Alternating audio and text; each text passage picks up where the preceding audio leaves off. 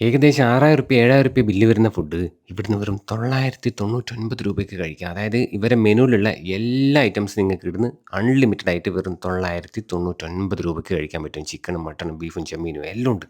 വയറും കാലിയാക്കിയിട്ട് ഞാനിവിടെ വന്നിട്ട് 999 ഇവിടെ കിട്ടുന്ന എല്ലാ ഐറ്റംസും കഴിച്ചു നോക്കി. ഇനി കണ്ണൂർ ജില്ലയിൽ നിന്ന് ഞാൻ ഇതുവരെ കഴിച്ചതിൽ വെച്ചിട്ട് ഏറ്റവും ബെസ്റ്റ് ഫുഡാണ് ഇവിടുത്തെ.